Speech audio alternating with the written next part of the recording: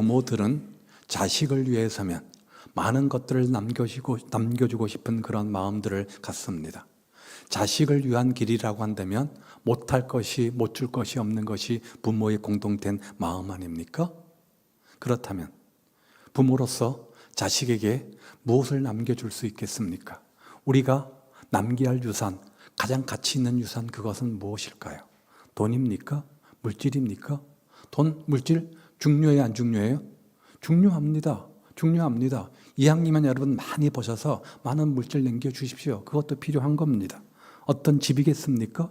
집도 주십시오. 부모님의 도움 없이 요즘 젊은 사람들이 어떻게 서울에서 집 삽니까? 공부할 수 있는 만큼 열심히 공부시켜주는 겁니까? 그것도 필요하죠. 어떤 건강입니까? 이 모든 것들이 부모로서 당연히 자식에게 주고 싶은 그런 유산, 그런 마음들 아니겠습니까? 할 수만 있다면 그렇게 하는 것 나쁘지 않다고 생각이 듭니다. 그런데 오늘 본문에 보니까 이러한 것들도 가치 있고 중요한 것들이지만 이것보다 더 중요한 유산이 있다. 더 중요한 유산이 있다. 모두가 부자는 아니잖아요. 모두가 자식들에게 어떤 물질, 어떤 집을 남겨줄 수 있는 것은 아니잖아요. 그러면 신앙인 우리가 공통적으로 가진 것 없지만, 배운 것 없지만 남겨줄 수 있는 그것보다 더 가치 있고 귀한 것 하나 있는데 그게 뭐라는 거예요? 신앙의 믿음의 유산이라는 거예요. 오늘 본문은 다윗의 유언입니다. 마지막 임종의 순간이라고 했어요. 마지막 임종의 순간 다윗에게 권력을 이양하면서 왕권을 물려주면서 다윗이 아들에게 두 가지를 부탁합니다. 하나는 힘써 대장부가 되고, 힘써 대장부가 되고, 그리고 내 인생의 지침서 나침판 등불역하는 말씀을 붙잡고 살아라. 이것이 네 인생 성공의 비법이다. 내가 너에게 남겨줄 가장 큰 유산이다. 이렇게 하고 꼴까닥 죽습니다. 첫 번째가 뭐라고요? 첫 번째가 뭐라고요? 신앙의 유산. 너는 힘써 대장부가 되고. 대장부 하면 어떤 이미지가 떠오릅니까? 터프하고 와일드하고 힘있고 뭐 상남자 같은 그런 이미지가 떠오르지 않습니까? 그런데 여기 히브리어로 대장부는 그런 의미가 아니라 붙어 있어라. 단단히 묶여 있어라. 누구에게? 하나님께. 갓난 아기가 누구에게 붙어 있을 때, 단단히 묶여 있을 때 평안함, 안정감을 갖습니까? 심리적 안정감을 갖습니까? 엄마 품이죠. 그것처럼 하나님께 단단히 묶여 있어라. 단단히 붙잡아라. 이 말은 하나님만 바라보고 하나님만 의지하고 신뢰하라. 그런 사람을 가리켜서 대장부라 이렇게 말하는 거죠. 이것이 인생 성공의 비법이라 이 말이에요. 자, 다윗이 정말로 그런 삶을 살지 않았습니까? 골리앗과 싸웁니다. 2m 15가 되는 엄청 큰 대거인이 나와서 칼과 창으로 나올 때 너는 칼과 창으로 나왔지만 나는 하나님의 이름으로 하나님만 의지하고 하나님만 믿고 하나님만 신뢰하는 마음으로 나왔다. 결국 어떻게 됐어요? 승리하잖아요. 승리하잖아요. 그뿐입니까? 그뿐입니까? 사울에게 얼마나 많은 죽음의 위기를 당합니까? 그때마다 시편 보십시오. 얼마나 하나님을 절대적으로 의지하며 신뢰했는지 몰라요. 또한 아들들이 반란을 일으켰어요. 아버지를 죽이겠다고, 아버지의 왕권을 뺏겠다고 반란을 일으켰어요. 이렇게 배은망동한 천인 공노할 자식들이 어디 있습니까? 도망갔습니다. 이방 나라로 도망갔습니다. 그야말로 산전수전 공중전 다 겪은 사람, 인생의 파란만장한 삶을 살았던 주인공이 바로 다윗입니다. 다윗, 하나님의 사람이었다고 형통한 것만 아니었습니다.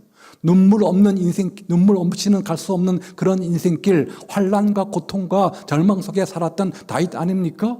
그가 왕이 되었습니다. 40년 동안 통치를 하는데요. 당시 이스라엘은 최고의 번성기였습니다. 큰 강대국이었습니다. 그래서 부와 명예와 권세와 세상의 쾌락과 재미를 한 손에 쥐고 흔드는 그런 위치에 있었습니다. 지금 대통령도 엄청난 권력을 자랑합니다. 대통령이 얼마나 큰 파워가 있습니까? 그러나 당시의 왕에 비하면 세 발의 피 아무것도 아니에요. 지금은 법이라도 있지요. 그런데 당시에는 누가 법입니까? 왕의 말 한마디가 법입니다. 모든 생사, 모든 것들을 쥐락펴락하는 사람이 왕이었습니다. 그런 그가 인생을 다 살아보고 세상의 재미와 쾌락과 권력과 모든 것들을 다 누려봤는데 결론적으로 뭐라는 거예요? 죽기 전에 하나님을 의지하고 하나님을 신뢰하는 믿음의 대장부 되는 것, 이것이 남는 장서더라.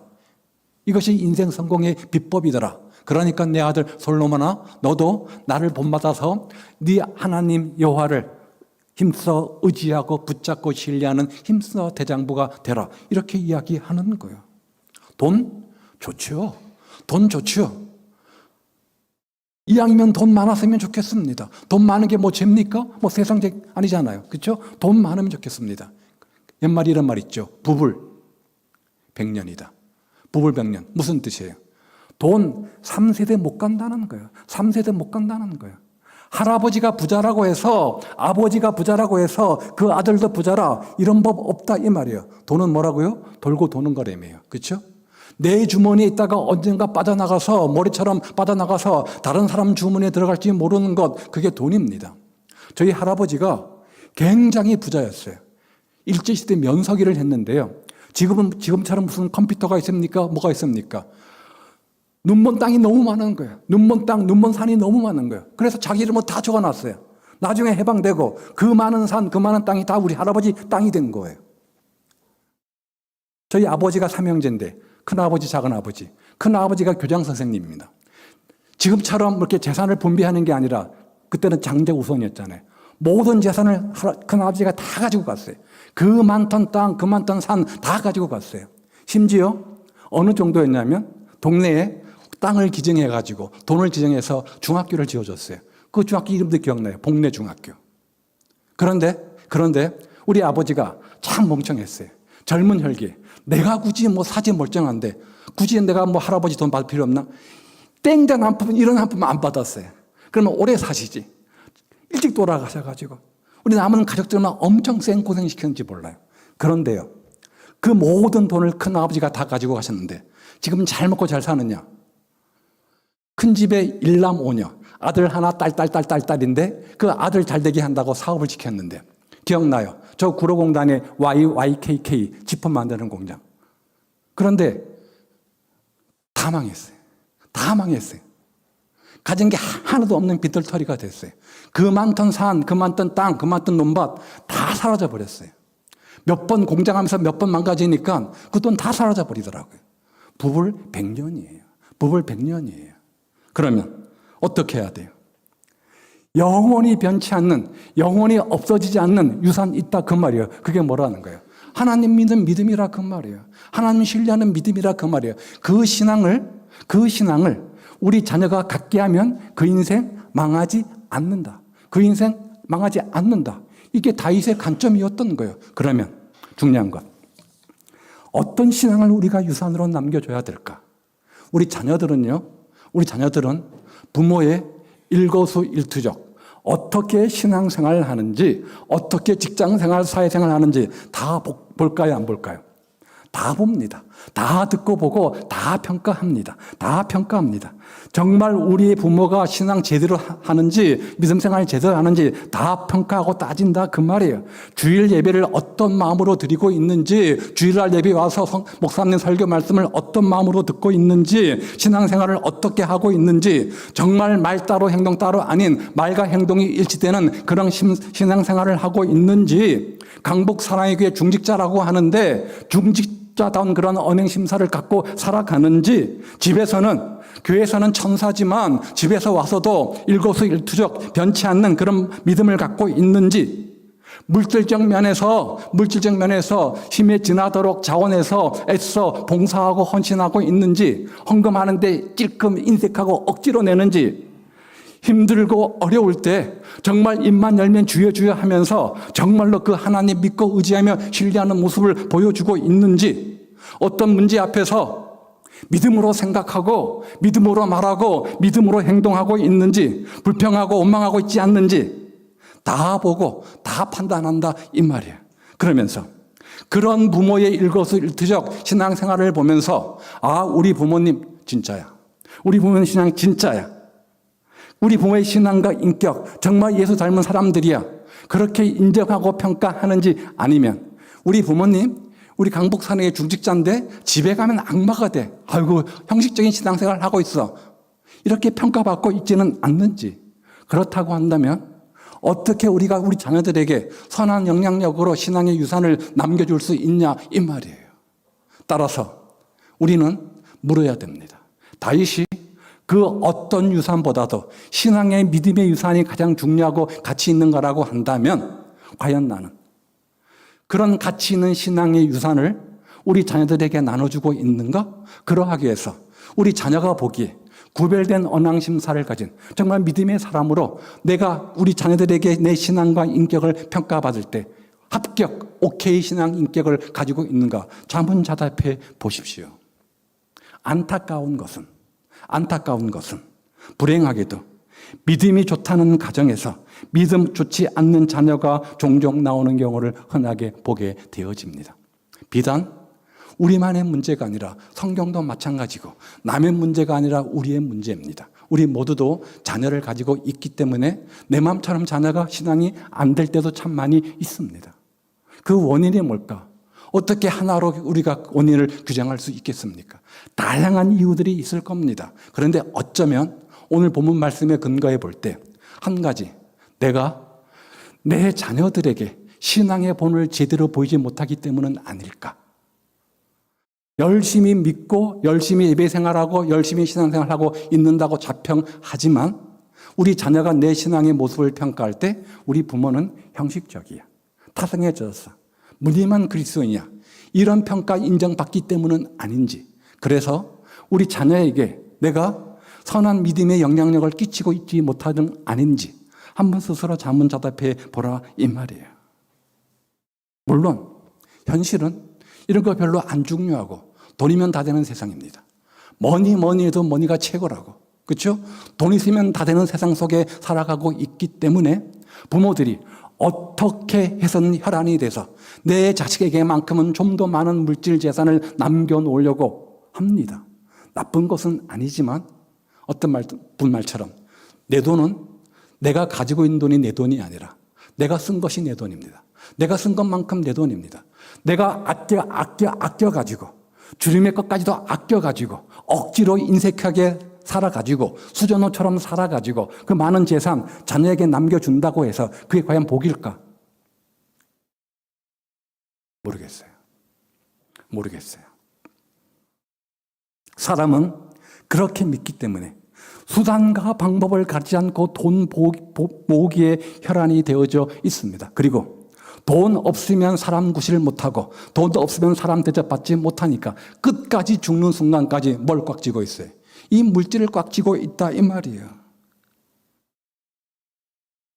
그런 우리에게 주시는 교훈이 뭡니까? 참된 유산은, 참된 가치 있는 것은 그런 물질 그거 좋아요. 그런데 더 가치 있는 것은 뭐라는 거예요? 하나님 믿는 신앙이라 이 말이에요. 하나님 믿는 왜냐하면 하나님은 가정에 질서를 주셨습니다. 어떤 조직 공동체도 마찬가지입니다. 질서라는 것이 있습니다. 위계 질서라는 것이 있습니다. 가정의 가장은 누구예요? 아버지죠. 믿음의 대장부로 영적 제사장으로 누굴 세웠습니까? 부모를 세웠습니다. 그런 권위를 주시면서 한 가지 더불어 주신 것이 있는데 축복권입니다. 목사인 제가 성도 한 사람 한 사람에 대해서 저 축복하며 기도합니다. 이것도 가치 있고 의미 있습니다. 그런데 정말로 힘 있는 기도는 자식을 향한 부모의 간절한 기도라고 저는 믿습니다. 하나님은 각 가정의 제사장들에게, 가장들에게 영적 축복권을 주셨기 때문에, 영적 권위를 주셨기 때문에 그 권위를 가지고 자녀들을 축복하면 그대로 되는 거예요. 따라서 가진 것이 없는 부모라고 할지라도, 별로 베푼 것이 없는 부모라고 할지라도, 별로 내어줄 것이 없는 부모라고 할지라도, 그럼에도 불구하고 존경받아야 될 이유는 그 부모에게 뭐가 있기 때문에? 영적 축복권 권위가 있기 때문이라 그 말이에요. 요셉이 다 늙은 아버지 야곱에게 무릎 꿇은 이유가 뭐예요? 바로 이것 때문 아닙니까? 하나님은 그런 질서 속에서, 영적 질서 속에서 부모에게 영적 권위를 주었기 때문에 내가 영적 부모로서 어떤 물질을, 어떤 거를 많이 남겨놓을까 이것도 고민해야 되지만 신앙의 유산을 정말 많이 남겨줄 수 있도록 하는 그것을 우리가 애써 힘써야 된다 이 말이죠. 그것 가지고 신앙으로 가정 세우고 신앙으로 유산 남겨주고 자녀들 축복하는 삶이 우리에게 있다는 사실을 기억하십시오. 지금까지 인류를 거쳐가면서 수많은 세계의 갑부들이 있었습니다. 뭐 빌 게이츠니 뭐 많은 사람들 있죠. 요즘 뭐 테슬라니 뭐 많이 있지 않습니까? 그런데 똑같은 시대의 돈으로 환산해 보면 최고의 갑부가 누구냐면 록펠러라고 합니다. 록펠러라고 합니다. 한 기자가 물었어요. 36년 동안 세계 최고의 갑부 부자로 등극하며 살았는데 그 비결이 뭡니까? 기자에게 대답하기를 우리 어머니 아버지가 남겨놓은 유산 때문입니다. 부모님이 유산을 많이 남겨놓으셨군요. 아닙니다. 우리 부모님이 남겨놓으신 유산은 11조 유산입니다. 제가 8살 때 주일학교를 보내면서 저에게 용돈 20센트, 지금은 300원이죠. 지금은 300원 그거 껌값도 아니지만 당시에는 300원이 100년 전이니까 꽤 큰 돈이었을 겁니다. 그렇죠? 300원인데 그거를 주면서 이게 너 한 주 동안의 용돈이다. 그런데 300원 가운데 11분의 1은 주님의 것이야. 철저하게 구별하고 훈련시켰다는 거죠. 그래서 주일학교에 가면 반드시 10분의 1을 떼어서 10분의 1을 30원 떼어서 주님께 헌금해야 된다. 이렇게 이것을 내 사명으로 알고 살아왔더니 어느 순간 세계 최고의 갑부가 되어져 있다. 심지어 어느 정도였냐면 돈이 너무나 많아서 11조만 따로 떼어서 계산하고 관리하는 직원들이 있을 만큼. 그리고 미국의 유명한 대학 가운데 시카고 대학이 있죠. 콜롬비아 대학이 있죠. 이 모든 대학들은 바로 록펠러의 이 11조로 세워진 대학들입니다. 뿐만 아니라 그래 큰 굵직굵직한 대학도 세웠으니 교회는 수천 개가 되겠죠. 수천 개가 되겠죠. 자, 부모가 어머님이 그런 록펠러에게 인생 성공 비법이라고 제시한 것 한번 볼까요? 자, 넘겨보세요.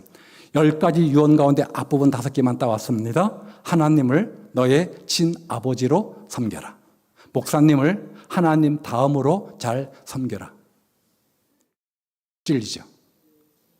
주일 예배를 본 교회에서 드리라.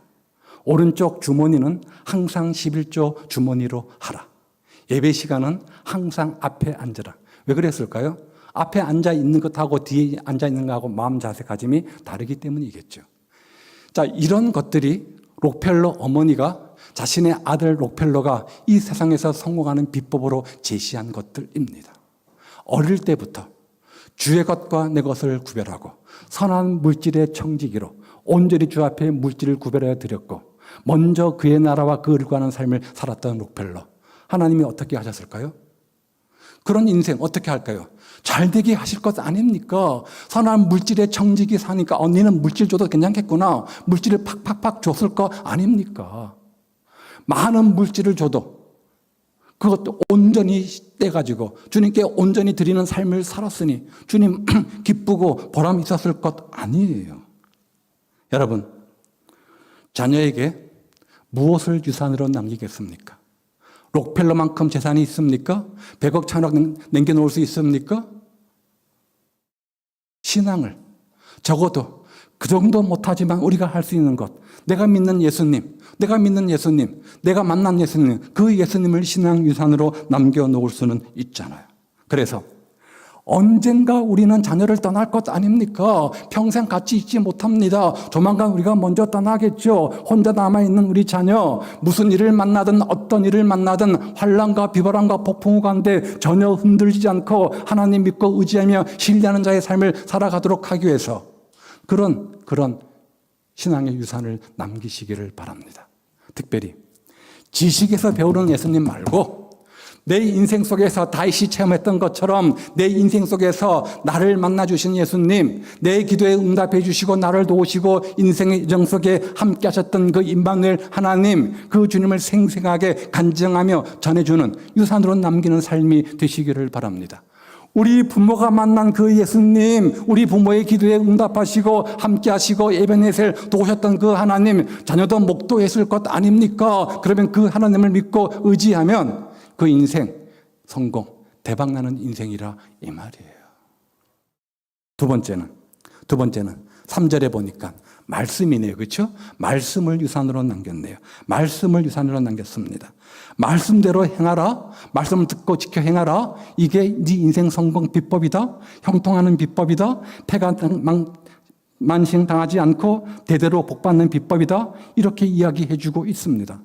세상의 학문 중요합니다. 세상의 지식 중요합니다. 세상의 학벌 중요합니다. 그런데 인생을 살아갈 때 그 학문 지식이 중요한 것이 아니라 뭐가 중요해요? 삶의 지혜가 필요해요. 가방끈은 짧아도 얼마나 지혜롭게 사는 사람들을 몰라요. 그 지혜는 어디서 오는 겁니까? 대학 나와야 됩니까? 서울대학 가야 되는 겁니까? 아닙니다. 어디에 있어요? 성경 말씀 가운데 있잖아요. 하나님을 경외하는 것이 모든 지식 지혜의 근본 아닙니까? 인생의 바른 지표가 되기도 하고요. 바른 가치관과 삶의 목표와 우선순위, 역사관, 삶의 지혜를 주는 책이 뭐예요? 성경이잖아요. 성경이잖아요. 따라서 가장 큰 유산으로 남겨둬야 할 것이 뭐냐? 물질 아니라 그 말이에요. 건강 아니, 스펙 아니라 그 말이에요.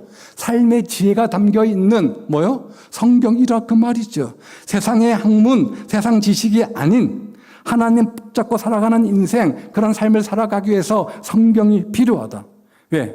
성경의 지혜가 있으니까. 성경 안에서 잘 되는 비결이 있으니까. 성경 안에서 사람들에게 인정받는 인격자의 비결이 있으니까. 영적 통찰력과 분별력을 가지고 살아가는 형통케 되는 비결이 성경 안에 있으니까. 그 성경 붙잡으면 능력 생기고 가치관이 변화되어지고 올바른 습관을 갖게 되어지고 인생이 형통케 되어진다. 다윗은 일평생 동안 그 말씀을 부여잡고 살았고 그 말씀을 부여잡고 의지하며 살았더니 하나님께서 어떻게 축복하시고 인도하셨는가를 성경책에서 배운 것이 아니라 남들에게서 배운 것이 아니라 자신의 인생 가운데 철저하게 체험, 경험했잖아요. 그러면서 나에게 유익이 되느냐 아니냐, 나에게 기쁨이 되느냐 아니냐, 이것이 판단 근거가 아니라 그것이 하나님의 뜻이냐 아니냐, 그것이 하나님께 기쁨이 되는 거냐 아니냐, 그것이 하나님께 영광 되는 거냐 아니냐, 이것이 삶의 판단의 기준 아니었습니까? 이렇게 생각하고 이렇게 말하고 이렇게 행동하는 것 하나님 보시기에 합당한 건가? 이것이 어떤 판단과 결정의 기준이었다 그 말이에요. 그래서 비록 내가 손해본다고 할지라도, 희생하고 헌신한다고 할지라도 주님의 뜻이라면, 주님께서 기뻐하시는 거라면, 하나님께 영광 돌리는 거라고 한다면, 포함되어서 전혀 문제가 없는 것이라고 한다면 그것을 감수했다 그 말이에요. 이게 뭐예요? 말씀 붙잡고 말씀 의지하며 사는 자의 삶인 거죠. 예를 들어 볼게요. 다윗을 누가 그토록 미워해서 죽이려고 했어요? 사울이 누구예요? 다윗의 장인 어른이잖아요. 사적으로 보면 장인과 사이 아닙니까? 그런데 그렇게 미운 털 박혀가지고 사울은 틈만 나면 사울을 죽이려고 애를 썼습니다. 도망 쫓겨 다녔잖아요. 얼마나 힘든 인생입니까? 얼마나 힘든 인생입니까? 하루는 숨어 동굴에 있었어요. 아둘람굴. 그렇죠? 아둘람굴에 숨어 있었는데 사울이 용변이 마려워서 급하게 그 굴로 들어오지요. 그때 다윗과 함께 있던 백성들이 기회는 찬스입니다. 죽입시다. 우리가 당신 왕 되기를 원하는 것 알고 있죠. 저 사울을 쳐 죽여서 당신 왕 하십시오. 우리가 삼겠습니다. 이렇게 옆에서 막 꼬독입니다. 다윗이 잠깐 고민했을 거예요. 어떻게 했죠? 노합니다. 왜요? 사울을 누가 기름 부어 세웠어요? 하나님이 기름 부어 세웠던 하나님의 사람을 내 마음에 안 든다고 내 뜻대로 내 방법대로 해코지 하는 게 결국 누구를 해치는 거예요? 누구에게 반항하는 거예요? 하나님께잖아요. 말씀에 불순종하는 거잖아요. 그래서 노했습니다. 어떻게 됐죠? 그래서 다윗은 실패했습니까? 아닙니다. 그랬더니 하나님이 그 다윗의 마음을 얼마나 이뻐했어요. 하나님 마음에 합한 자라고 했어요. 그래서 승승장구하게 하시고 마침내 이스라엘의 왕으로 삼으셨잖아요. 다윗은 삶 속에서 철저하게 체험한 거예요. 뭐를요? 말씀이 자신 인생의 지침서 되는 것을, 자신의 인생의 등불되고 나침반 되는 것을 말씀이 삶 속에서 구체적으로 체험하며 경험한 거예요. 그것이 인생 성공의 비법이었던 거죠. 그러니까 마지막 순간에 솔로몬에게 왕권을 물려주면서, 야, 정치는 이렇게 해야 돼. 경제가 부흥하려면 이런 방법을 써라. 군사는 이렇게 막강할 수 있다. 사람 다루는 거 있잖아. 그거 굉장히 힘든데 이런 방법을 써봐라. 이런 중차대니까 한마디도 언급 안 하고 뭐라고요? 하나님 말씀. 그 명령을 듣고 지켜 행하라. 이렇게 마지막으로 유언 남기고 있는 거예요. 이것이 군사, 경제, 뭐 어떤 거 이것보다 더 정치, 더 귀하고 가치 있다라고 여겼기 때문이잖아요. 왜요? 말씀은 우리 인생의 등불 되니까. 말씀은 우리 인생의 나침반 되니까. 말씀은 우리 인생의 지침서 되니까. 그래서 시편 기자인 다윗이 고백하기는 주의 말씀은 내 발의 등이요 내 인생길의 빛이다. 이렇게 말씀하잖아요. 삼가 청년이 무엇으로 행실을 깨끗게 하리까? 주의 말씀이다. 주의 말씀 따라가면 자신의 인격과 신앙이 주님을 닮아가는 거룩한 제자가 되어진다. 그것을 생생하게 경험했기 때문에 교훈과 책망과 바르게 함과 의로 교육하는 이 말씀 부여잡고 그 말씀대로 살고 몸부림쳐라. 이것이 군사력보다도 경제력보다도 어떤 것보다도 더 가치 있고 힘 있는 비법이다. 이렇게 강조하고 있는 거예요. 직접 삶에서 경험했으니까. 여러분은요, 하나님 말씀을 자녀들에게 힘써 가르쳐 지키게 하려고 한다면 내가 그 말씀 붙잡고 지키는 노력이 있어야 되겠죠. 그 말씀 붙잡고 지키고 노력하고 몸부림쳤더니 이렇게 주신 은혜가 있어야 되겠죠. 그래야 힘 있게 확신 있게 증거하고 가르칠 것 아닙니까? 이게 없는데 뭐. 탈무드에 이런 말이 있어요. 시작.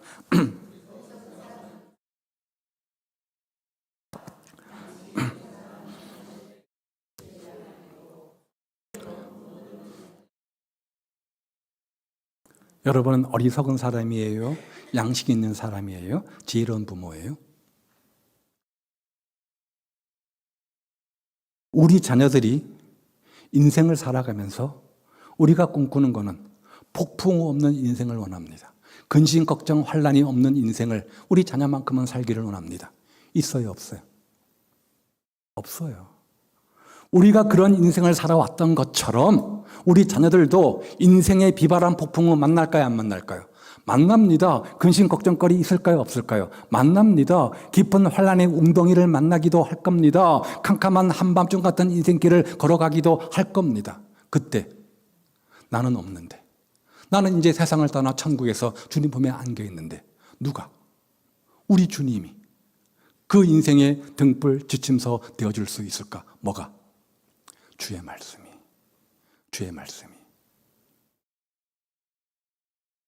그래서 다윗 왕이 유언하는 거예요. 힘써 대장부가 되고 네 하나님 말씀을 듣고 지켜 행하라. 이것이 성공 비법이고, 내가 마지막 순간에게 너한테 할 말 너무 많이 있지. 군사력, 뭐 경제력 어떤 거 다 할 말 있는데 이거 다 뒤로 치우고 가장 중요한 것 이거야. 이렇게 이야기해주고 있는 거예요.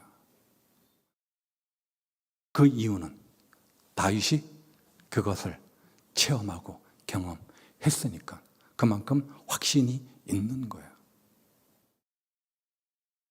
우리는요. 그 결과 3절 4절 시작. 네가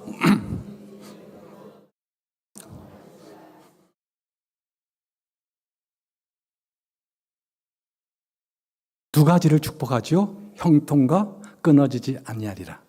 신약시대 마태복음에 넘어와서 족보를 이야기하면서 아브라함과 다윗의 자손 예수의 세계라. 그러니까 그 약속을 지키셔서 하나님께서 다윗을 통해서 쭉쭉쭉 나가서 예수님을 주신 거예요. 여러분, 다윗 대단한 사람입니까? 아닙니다. 여러분보다 더 큰 실수, 더 큰 범죄, 더 큰 실패 한 사람입니다. 여러분, 간음하셨어요? 여러분, 살인하셨어요?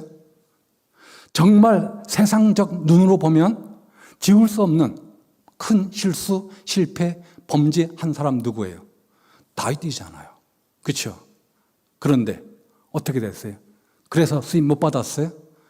그 결과로 엄청난 대가를 지불한 건 사실이지만 그러나 그럼에도 불구하고 날마다 하나님 앞에서의 삶을 살았기 때문에 그 다윗을 통해서 하나님께서 축복하신 것 보십시오.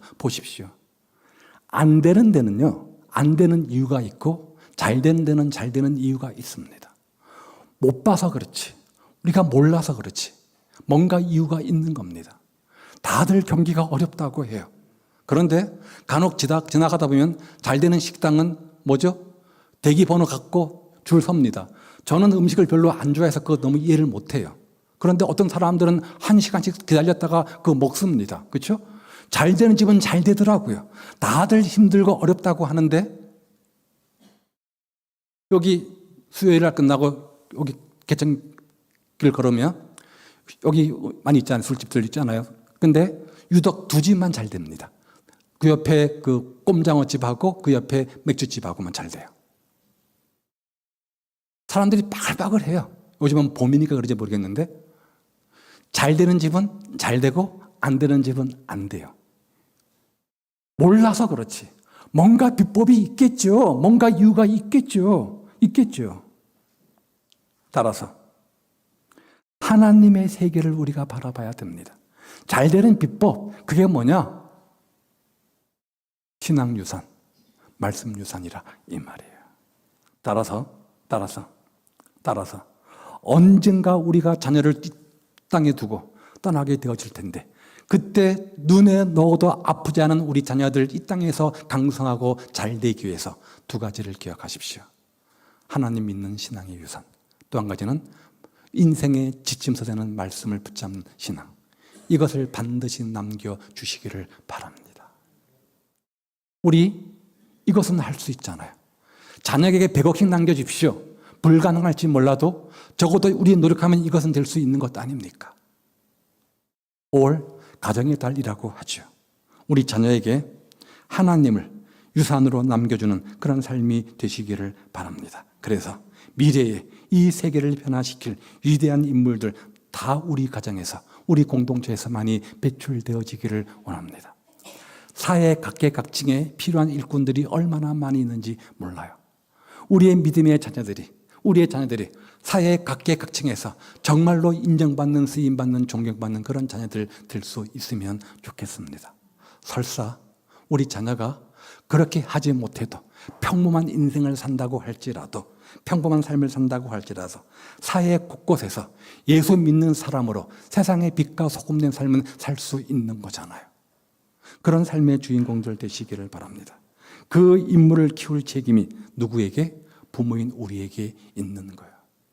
좋은 학벌을, 좋은 물질을, 좋은 조건, 이것도 중요하지만 더 중요한 신앙의 유산, 말씀의 유산을 남겨주어서 그 아이들이 신앙과 말씀 붙잡고 이 곳곳에서 빛과 소금된 역할을 감당하는, 그래서 신앙을 유산으로 계승해서 정말 하나님을 영화롭게 하는 믿음의 명문 가문 이룬 그런 믿음의 복된 가정들 다 되시기를 우리 주님의 이름으로 축복을 드립니다. 그런 마음을 담아서 우리 이 자녀를 위한 기도문 함께 읽어보죠. 시작. 머리를 축복하셔서 솔로몬과